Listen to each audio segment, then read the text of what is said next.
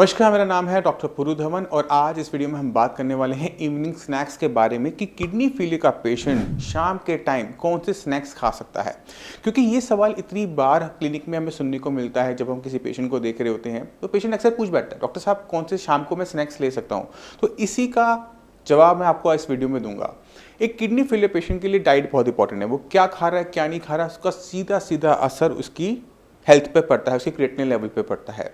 तो कुछ स्नैक्स ऐसे होने चाहिए जिससे हमारी बॉडी को किसी टाइप का नुकसान ना हो।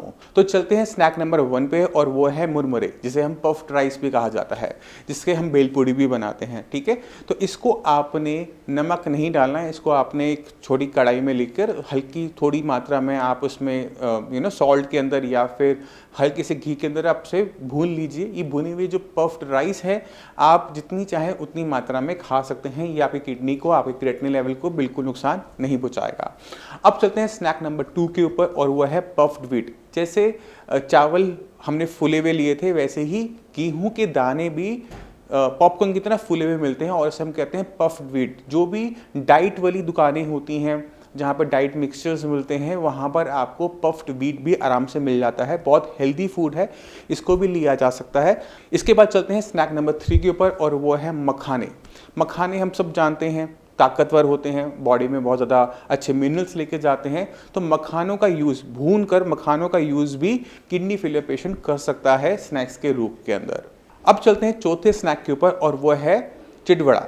चिड़वड़ा चावल से ही बनता है। जब चावल को हम गीला करके पीटते हैं तो वो पिचक जाता है, और जब उसे हम भूनते हैं तो वो चिड़वड़ा बन जाता है। चिड़वड़े का यूज़ पोहा बनाने के लिए भी किया जाता है। अब आप समझ जाएंगे कि किस चीज़ के बारे में बात कर रहा हूँ। जी, ये जो चिड़वड़ा है, इसको अगर हम भून लेते हैं तो ये करारे क्रिस्पी से हो जाते हैं और स्नैक्स की तरह यूज़ किए जा सकते हैं। तो ये 4 वो बड़े स्नैक्स थे जिनका यूज़ एक किडनी फेलियर पेशेंट कर सकता है। मगर कुछ चीज़ों का हमने इसके साथ ध्यान रखना होता है कि इसमें नमक की मात्रा नहीं यूज़ करनी है। हमने सॉल्ट बिल्कुल भी यूज़ नहीं करना होता, क्योंकि नमक अगर इस्तेमाल करेंगे तो नमक की मात्रा हमारे शरीर में ज़्यादा जाएगी, और जितना नमक जाएगा उतना हमारा बीपी भी बढ़ेगा। तो इसी वजह से इसमें किसी भी टाइप की सॉल्ट का यूज़ नहीं होगा। अगर ये स्नैक्स हम घर में बना रहे हैं तो आपने बस ध्यान के रखना है कि आपने एल्यूमिनियम की कढ़ाई का इस्तेमाल करना है, और उसमें आराम से आप बिना किसी घी, तेल के, नमक के इसे भून सकते हैं और इसका हम स्वाद ले सकते हैं। आप एयर फ्राई का भी यूज़ कर इन स्नैक्स को घर पे बना सकते हैं, क्योंकि जितना भी हम बाहर से लाएंगे तो उसमें प्रिजर्वेटिव होने के चांसेस ज़्यादा होते हैं, उसमें सॉल्ट की मात्रा ज़्यादा होने के चांसेस होते हैं, जो कि किडनी फेलियर पेशेंट के लिए अच्छी चीज़ नहीं होती। तो ये जो स्नैक्स थे इनका हम यूज़ कर सकते हैं। एक स्नैक मैं आपको बोनस में बताता हूँ, वो है भुना हुआ चना। भुना हुआ चना का यूज़ एक किडनी फेलियर पेशेंट कर सकता है, बट भुने हुए चने में आपने बस ध्यान के रखना है कि बिना छिलके वाला भुना हुआ चना हमने लेना है, और इसकी मात्रा कंट्रोल में लीजिएगा। आधी कटोरी तक इसको आप ले सकते हैं। इसके साथ आपने गुड़ का प्रयोग बिल्कुल नहीं करना, क्योंकि अक्सर पंजाबी लोग गुड़ के साथ चना खाना पसंद करते हैं, गुड़ चना जिसे हम कहते हैं। तो गुड़ चने का प्रयोग नहीं होगा। चना जो भुना हुआ हो, जिसका छिलका उतरा हुआ हो, उस चने का यूज़ आप कम मात्रा के अंदर कर सकते हैं। तो ये 5-6 जो मैंने आपको स्नैक्स बनाए, ये किडनी फेलियर पेशेंट के लिए बिल्कुल सेफ़ होते हैं। इनको शाम को आप अपनी फैमिली के साथ इंजॉय कर सकते हैं। इसको आप घर में बनाएं, उतना अच्छा रहता है। अगर आप इस वीडियो को देख रहे हैं तो पॉसिबिलिटी ये है कि आप किडनी फेलियर के पेशेंट ज़रूर रहे होंगे। हो सकता है कि आपका क्रिएटिनिन भी बढ़ा हुआ हो। तो मैं चाहता हूँ कि आज स्नैक्स के बाद हम आपको कुछ किडनी फेलियर के पेशेंट से मिलवाएं, जिनसे मिलकर आपको थोड़ी सी जानकारी मिले कि किस तरह से क्रिएटिनिन को डाउन किया जा सकता है। नमस्कार, मेरा नाम है डॉक्टर पुरु धवन और आज मैं आपको मिलवाने वाला हूँ एक ऐसे पेशेंट से जिन्होंने अपना क्रिएटिनिन का लेवल 13 से डाउन करते हुए लेकर आए 0.4 पे। जब ये हमारे पास आए तो इनका डायलिसिस भी हो रहा था और इनको और टाइप की भी दिक्कतें थी। तो अब चलते हैं नवमीश जी की बात, जानते हैं कि उन्होंने किस तरह से अपने आप को इस बीमारी से छुटकारा दिलाया। तो नवमीश जी, आपको कब पता लगा था कि आपकी किडनी खराब हो रही है? ये तो जो टेस्ट कराया था मैंने 8 मार्च को। 8 मार्च को। तब लेवल कितने थे? 13 पॉइंट था।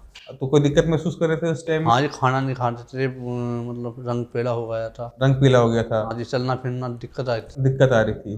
तो फिर डायलिसिस करवाया था आपने? नहीं भर्ती हुआ था। भर्ती हुए थे? हाँ, भर्ती होने के बाद डायलिसिस हुई। डायलिसिस हुआ। तो जब आप साइंस इंजीनियरिंग में आए थे तो आपको कितनी बार डायलिसिस होता था? 8 दिन में एक बार। 8 महीने आपने डायलिसिस करवाया है। तो कितनी बार हफ्ते में होता था डायलिसिस आपका? हफ्ते में तो एक बार ही होता था। हफ्ते में एक बार डायलिसिस आपका चल रहा था जब आप साइंस इंजीनियरिंग में आए, ठीक है। तो तब लेवल कितने रहते थे डायलिसिस से पहले वाले? 10 चल रहा था। 10 के आसपास रहता था। और उसके बाद आपको क्या बदलाव नजर आया? कितने महीने हो गए पहले ये बताओ, साइंस इंजीनियरिंग से ट्रीटमेंट लेते कितने महीने हो? मैं 28 जुलाई को यहाँ पे आया था। 28 जुलाई को आए थे और मेरे ख्याल से 4 महीने हो गए, अगस्त, चौथा महीना सितंबर, था। अक्टूबर, नवंबर, चौथा महीना भी शुरू होगा। इन 3 महीने के अंदर आपको अपने अंदर क्या बदलाव नजर आया? मुझे बदलाव 60% आया जी। 60%। डायलिसिस आपका हो रहा है? डायलिसिस 7 अक्टूबर को बंद हो गया।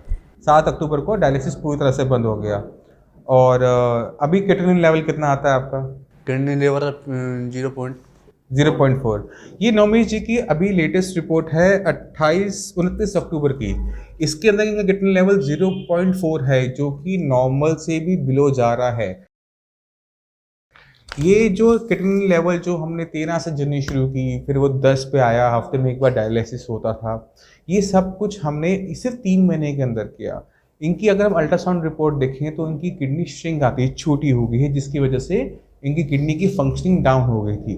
और जैसे जैसे हमने इनकी मेडिसिन स्टार्ट की, इनकी किडनी ने ही काम करना शुरू किया, इसलिए इनका डायलिसिस कम हो गया। क्योंकि देखिए समझिए, खून तो गंदा हर टाइम होगा ही होगा। अब खून को साफ करने के हमारे पास 2 तरीके होते हैं, या तो हम पेशेंट की किडनी से खून को साफ करें या फिर हम डायलिसिस से करवाएं।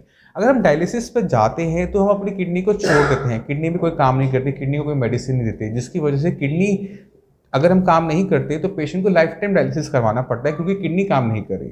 मगर जो पेशेंट डायलिसिस के साथ साथ डायलिसिस के ऊपर किडनी को चूज करते हैं कि चलो किडनी पे कोशिश करते हैं, किडनी थोड़ा सा काम करना शुरू करे, तो हमें ऐसे नोमेश जी जैसे हमें रिजल्ट्स देखने को मिल जाते हैं, जहाँ पे किडनी पहले की तरह काम करना शुरू करती है।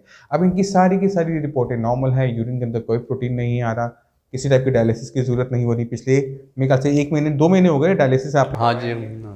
2 महीने से इन्होंने डायलिसिस नहीं करवाया, रिपोर्टें बिल्कुल नॉर्मल हैं। तो ये तब हो पाता है जब हम अपनी किडनी पे काम करना शुरू करते हैं, किडनी को थोड़ा सा मौका देते हैं काम करने का।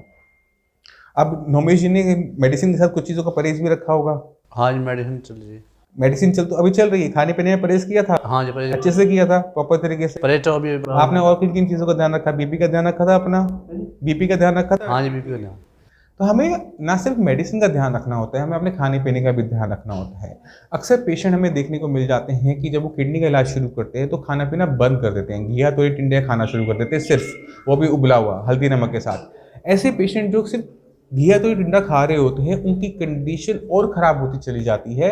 कारण क्या होता है कि जब आप खाना नहीं खा रहे तो आपकी किडनी को भी ताकत नहीं मिल पा रही। अगर आपने किसी चीज़ को ठीक करना है बॉडी के अंदर तो उसे खाना देना बहुत ज़रूरी होता है। तो सही तरीके से बैलेंस डाइट लेना ज़रूरी है। अगर आप सोच रहे हैं कि आप खाना पीना बिल्कुल बंद कर किडनी को ठीक कर पाओगे तो ऐसा बिल्कुल नहीं हो पाता। तो नोमेश जी, आप अब बाकी जो किडनी के मरीज़ हैं उन्हें क्या एडवाइस करना चाहोगे?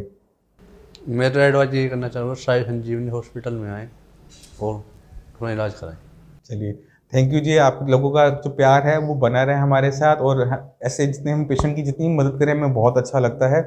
और मैं उम्मीद करता हूँ कि जो थोड़ा बहुत हमारा प्रोटीन यूरिन में आ रहा है वो आने वाले कुछ एक टाइम में बंद हो जाए और आपको हर टाइप की दवाइयों से, इलाज से छुटकारा मिले। तो आपने खुद देखा कि हम अच्छा खाना खाते हुए बहुत आराम से अपने क्रिएटिनिन लेवल को डाउन कर सकते हैं और अपनी हेल्थ को मेंटेन कर सकते हैं। फिर भी आपके माइंड में कोई भी डाउट हो, कुछ भी पूछना चाहते हो, तो नीचे दिए हुए नंबर पर कॉल कर साई संजीवनी के श्रेयास के डॉक्टर से आप फ्री ऑफ कॉस्ट कंसल्टेशन ले सकते हैं। आप अपॉइंटमेंट लेकर मुझसे भी आगे मिल सकते हैं। अब इसी के साथ आपसे चलने की आगे चाहेंगे। मिलते हैं अगली वीडियो में, तब तक के लिए नमस्कार।